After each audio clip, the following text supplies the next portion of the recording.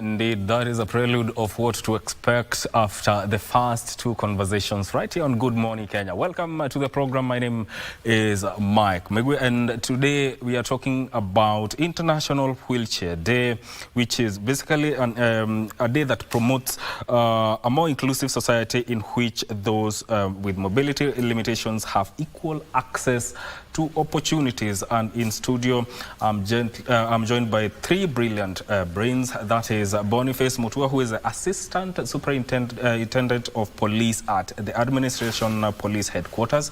Welcome to the program. And also Robert Maina, who is a Senior Sergeant at the National Police Service. Welcome to the program. Thank you. And also Cosmas Julius, who is the CEO of Maendeleo ya Walemavu. Just to start off, let me start off with you, as Superintendent. What is the importance of this International Wheelchair Day?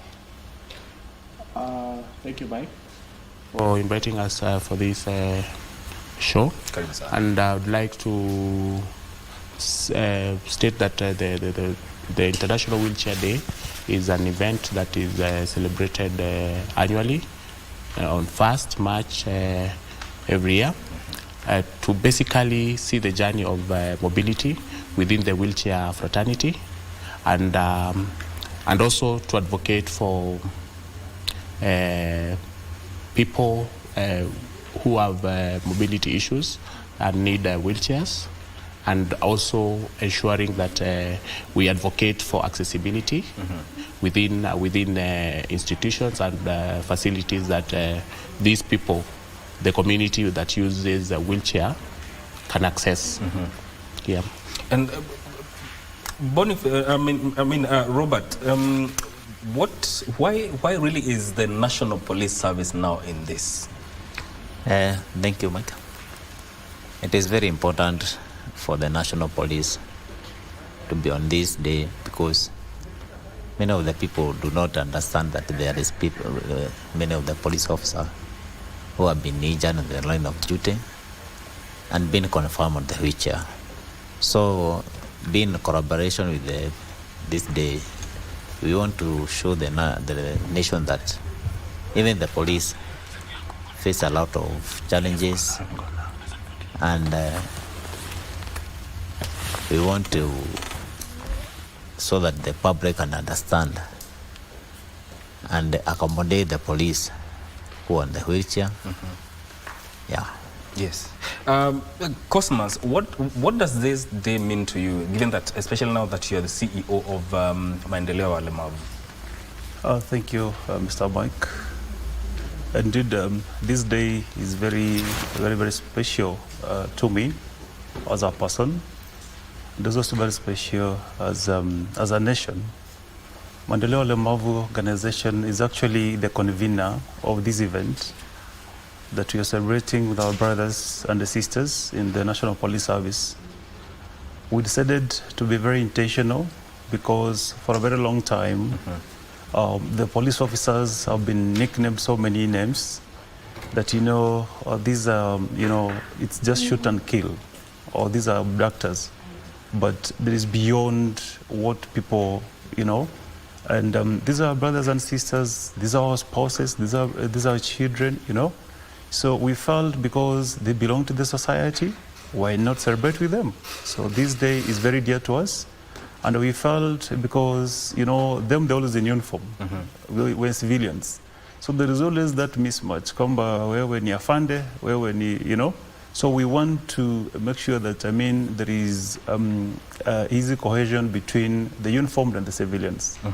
And also, it also will be a moment for our police officers, rather our men and women in uniform, to have a moment when to excel. Because many times, they are confined within their working stations. But see now, we'll be having actually people in civilian who will be also be interacting with them. So it will be just a good moment just to make sure that we have a very good working environment together. Yes. Fande Boniface, is it timely that now people need to know that the police officers who are injured and are now confined in the line of duty, injured in the line of duty, are now confined in a wheelchair, can still serve the nation? Oh yes, and that's basically why we're here, to first show that besides being a police officer, we are also human, and we can get to such kind of injuries, and we can still work within the National Police Service fraternity. If you remember so well, the IG is very passionate about matters of disability within the National Police Service, and Mr. Kanja himself has been at the forefront to ensure that police officers who are injured in line of duty are supported within the frameworks that are within the National Police Service, and they are reintegrated after undergoing some processes of rehabilitation. They can come back to the service and work, though not very actively because of injuries, but they can be placed somewhere. Yes. Afande Robert, how has the journey been for you? Working now in the National Police Service in your capacity? Yeah, thank you. In the first place, it was a very difficult journey, but wakati tulishikiliwa mkono na kikosi, maisha yakaanza kuwa rahisi, because wakati nilimia, the public ilikuwa na ile discrimination ya kwamba unaona kama raia iko napenda askari sana, lakini wakati kikosi litushikilia katuonesha that we can do, katupea platform ya kufanya kazi, especially the DIG and the IG kuwa natushikilia sana, so maisha ikakuwa rahisi kidogo. So right now we cannot complain, because with the hand of the IG and the DIG and our colleagues kuwa natushikilia sana, na kama ni kwenda kazi kuwa tunasaidiwa na magari, kama ni hospitali, therapy, kuwa kuna sometime our colleagues kuwa nashikilia sana kwa hiyo raini ya kazi. So hatuwezi tuka complain sahi, lakini in the first place it was very difficult because we could not ile kujikubali. Acha nirudi kwako, ni programs gani mko nazo ambazo mnatumia kusaidia polisi wenye wameathirika na or they are confined to the wheelchairs? There are many programs that the National Police Service undertakes once a police officer is injured in line of duty. There are courses that they undergo for the purposes of rehabilitation and being reintegrated back to the service, even after injury. For my case, when I got my injury some 5 years ago, in 2019, it was I got this an acquired disability that I got from an act of terror. I was hit by an ID in northeastern province, and this is where now my journey to rehabilitation started. So within the framework of the National Police Service, we do trainings that are tailored to make sure that a police officer, when he gets injury, they can now go back to work. For my case, I was taken for a counseling course, and then rehabilitation started, and I was placed at the headquarters in the media section. So they are across the services, both the Administration Police Service, Kenya Police Service, and DCI, they have a structure where all the officers, once they're injured, they can undergo first the rehabilitation phase, and then get back to the service under a specific placement For my case, I was placed in the media section. Maina has been placed at the records office where he keeps records, motor vehicle records. Others can go to the signal department. Others can go to the clerical work, so that they feel as part of the service even after their injury. Yeah, so it's not always only about the physical aspects of it. There's also the psychological aspect of it. Absolutely. Now, CEO Cosmas, are there programs that Maendeleo Walemavu may collaborate na polisi in terms of making sure that people understand why it is important to appreciate the work done by police persons who are who have acquired disability in the line of duty? Thank you. Thank you so very much, Mike. If you allow me, I'll mention very fast the pillars that Maendeleo Walemavu organizations operates in.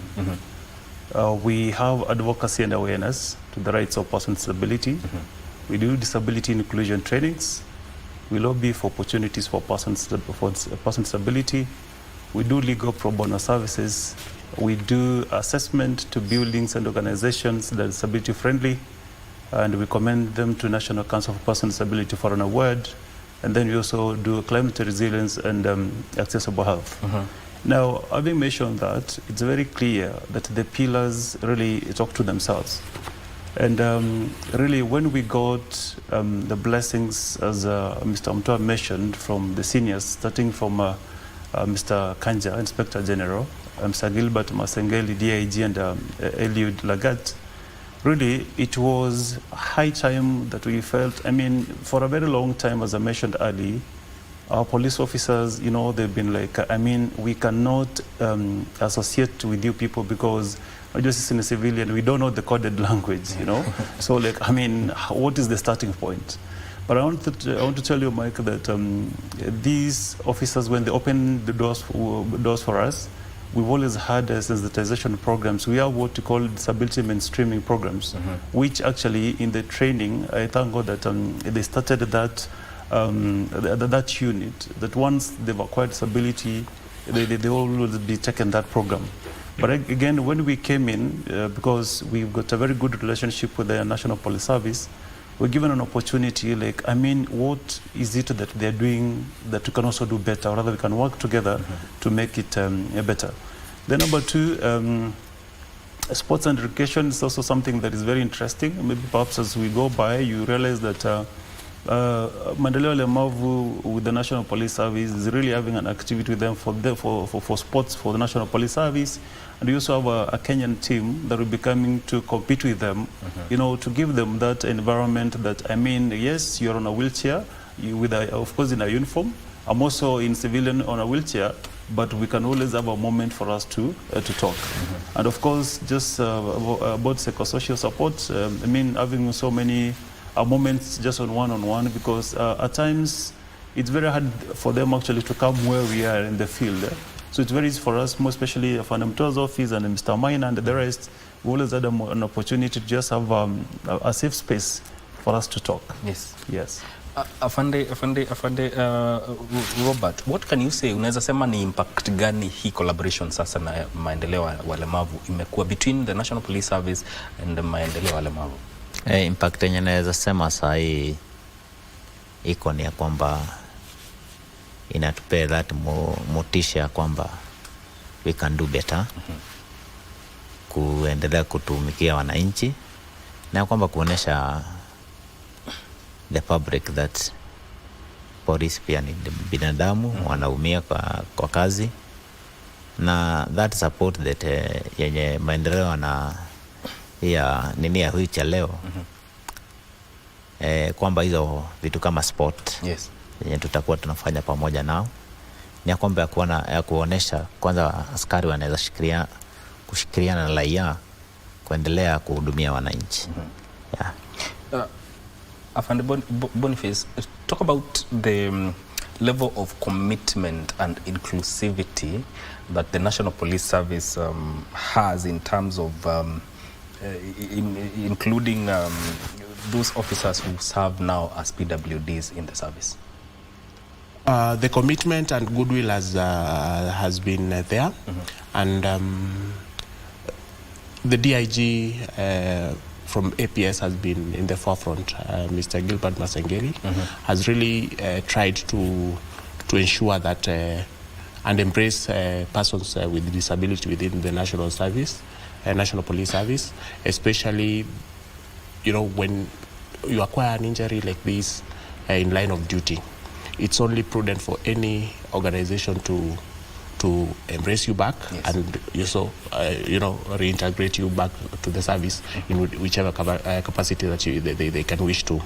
There's a lot of commitment from the office in terms of making sure that the injured police officers get placements that befit their acquired disabilities.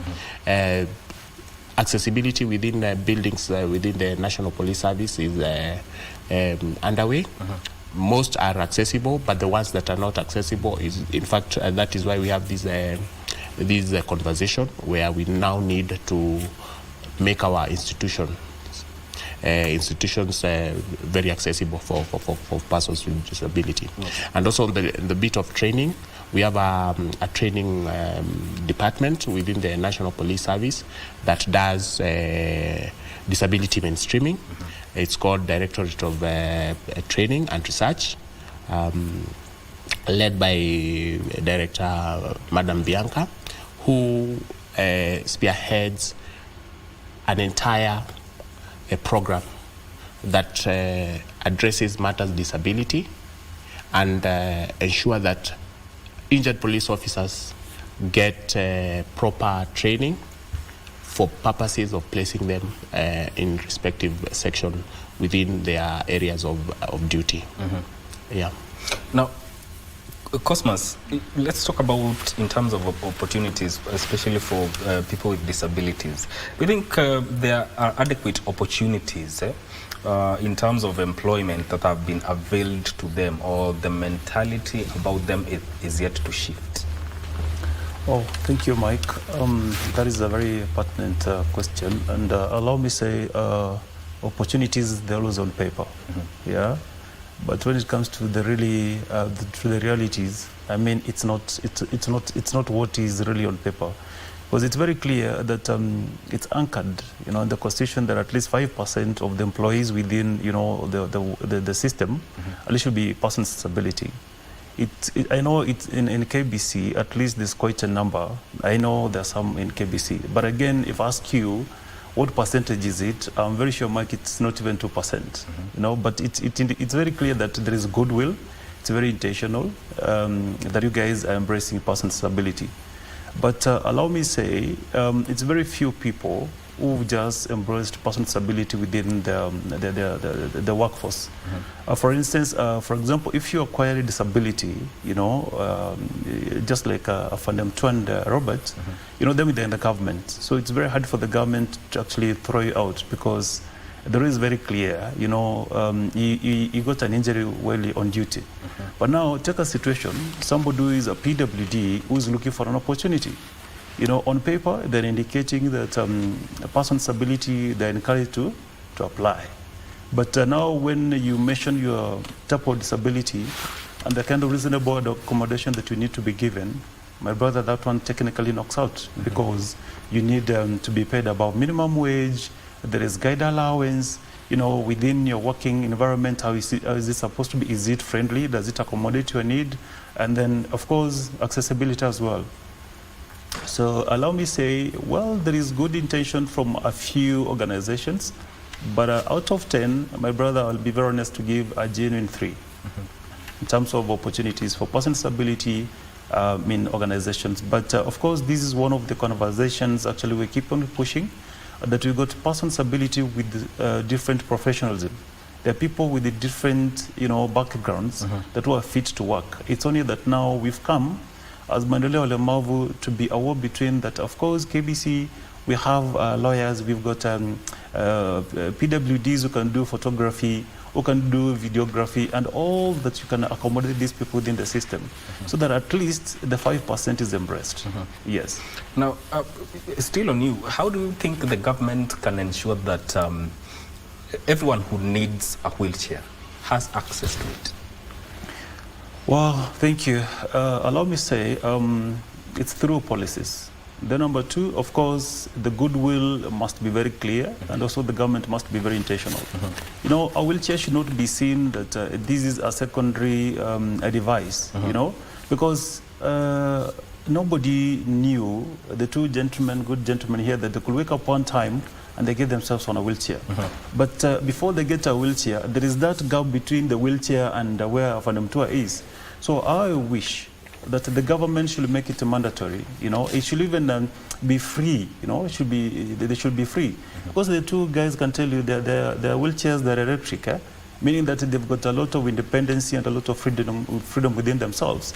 Their moving around is independent. Take a situation now, a person who is using a wooden wheelchair, you know, which you'll have to use a lot of energy even to push, you know, for you to get to somewhere else. Then again, there are so many assistive devices. I mean, let me say all assistive devices for persons with disability, at least they should be zero rated, because absolutely I can tell you, my brother, they're very expensive. This white can, averagely it's about 1,500. Take a person who is now visually impaired, you know, who's just acquired visual impairment, who doesn't know how do I start with my rehabilitation program, who does not even accept himself like, I mean, I'm a visually impaired person, but I can start my life afresh. But he has to go buy this.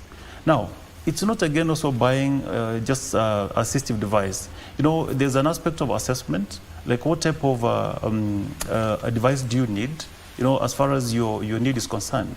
So my prayer is, because there are so many things the government can do, just like the government is done tax exemption to persons with disability, my prayer could be, can all the assistive devices be also tax exempted? Because this white cane is part of me. I only leave this white cane maybe once I've got to my house. After that, then I don't need it. But anywhere, doesn't matter which type of forum that I'm attending, I must have a white cane. So my prayer is the government should be very intentional, and of course, I'm even actually giving a humble plea to His Excellency Dr. William Samoei Ruto. This is a conversation that we've ever had previously, different forums. I remember we even did a disability charter. We requested that all the assistive devices of persons with disability should be zero rated. So it's my prayer. It's long overdue. That, I mean, matters to do with disability, it's high time that we need to have a very concrete discussion. And then, of course, it is embraced by every person. Lastly, all, let me say, private and government agencies. It's very clear in the Constitution, at least 5% of the employees should be persons with disability. Can at least across the board make sure, the government make sure this law is adhered unto, so that at least 5% of the employees are persons with disability. At least to start from there, we attain the 5%. Yes. Yes. Let me come to you, Fund Boniface. What can people expect on, now the celebration is on Saturday. Where is it happening, and what can people expect from the celebrations? In the partnership that and collaboration that we've gotten into with the Maendeleo Walemavu, on 1st March will be a sporting day, though we'll have a precursor day of on 28th to do mainstreaming, and it will be done at Pakasi, where we'll do tree planting and also sensitization to the course participants at Embakasi A campus. And this is where we have gotten a lot of goodwill and reception from the commandant, Embakasi A campus, Mr. Davis Lumwatu, and he has supported us in a very big way by allowing us to do a tree planting exercise within his facility, and also ensure that we talk to the course participants who are undergoing different courses within the institution. We do mainstreaming, there, and then now proceed for the D-Day event, which will be on 1st March, where we'll be undertaking different sports at Nyao Stadium. We'll be doing air shooting at Langata, the Kenya Regiment Rifle Club, where we'll be doing wheelchair shooting, and we have a number of persons with disability, police officers, who will be accompanying us, the wheelchair users, to make that event a success. After getting out of the shooting range, we'll proceed now to Nyao Stadium, where we'll do wheelchair racing, we'll do wheelchair basketball, and also for the accompanying team, who are also police officers with disability, who are blinds, will do goalball, their football match. So basically that's what we are going to be undertaking for the 2 days, and I would wish to take this opportunity to invite each and everyone who will be willing to come accompany us for the 2 events. That one will be at Embakasi campus, and then the other one that will happen at Nyao Stadium. Yes. Afande Robert, what do you expect people to learn from the International Wheelchair Day this coming Saturday? What we want the public to learn, that each and every one of us, we are a candidate of disability. It is only God that save us. Wakati unarudi nyumbani ukiwa sawa, unastahili kushukuru Mungu tumerudi nyumbani kwa salama. So tunataka watu walan kwamba pia watu wenye kwa wheelchair, they can do better, then they can serve the nation, especially the police officer who are acquired this injury in the line of duty. And not only the police who are on wheelchair, there are others who are wamekatwa miguu, kuna wengine ni bride. So tunataka kwamba the public to be aware that disability haikuzuii kufanya kazi yoyote.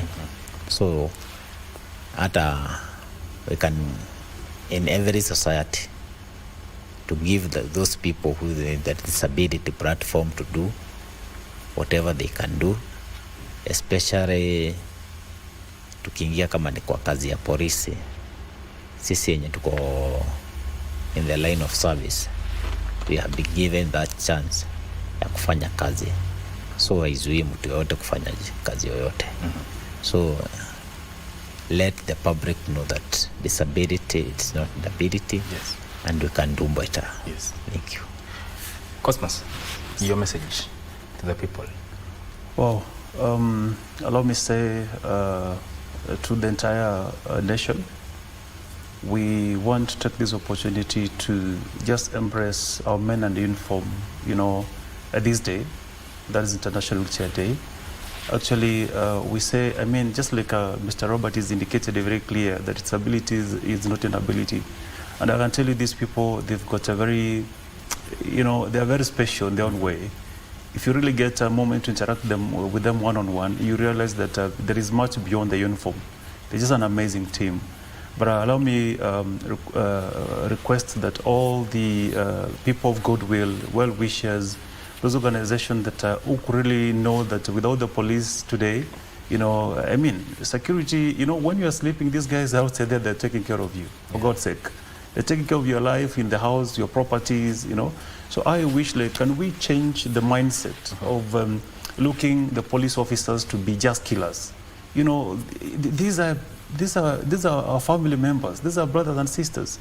So my prayer could be, let's change the mindset. Look at them as very good people in the society.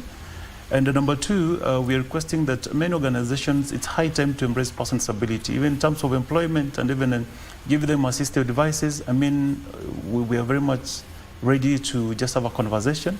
And lastly, allow me to say, Mr. Mike, that International Wheelchair Day makes us all equal. From where they are seated, from where you guys are seated, this wheelchair is an equalizer. Any assistive device to person with disability is an equalizer. So thank you so much. As just as indicated, we have 2 days event. That is 28th, which is tomorrow. We'll be starting with the growing of trees at 7:30 at Embakasi Training College. And then, of course, thereafter we'll be having disability mainstreaming sessions.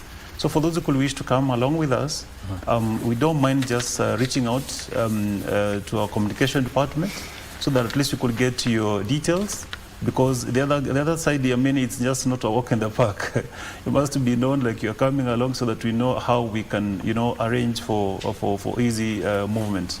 So thank you so much, Mike. I don't mind to see you there tomorrow because, I mean, you need to be there. Why not? Thank you. Indeed. Yeah. Thank you so much, gentlemen, for coming to Good Morning Kenya and talking about the International Wheelchair Day. Also bringing to the fore the service that even the police officers who are serving on a wheelchair are doing to the country. And on behalf of KBC, thank you for your service. That is Boniface Mutua, who is Assistant Superintendent of Police at the Administration Police Headquarters. Also Robert Maina, who is a Senior Sergeant, HSA. And Cosmas Julius, who is the CEO of Maendeleo, Walemavu, speaking to us about International Wheelchair Day, which is happening this Saturday. But they have events that are starting tomorrow. This is where we end this conversation. Don't go too far. Good Morning Kenya continues shortly. My name is Mike Migwe.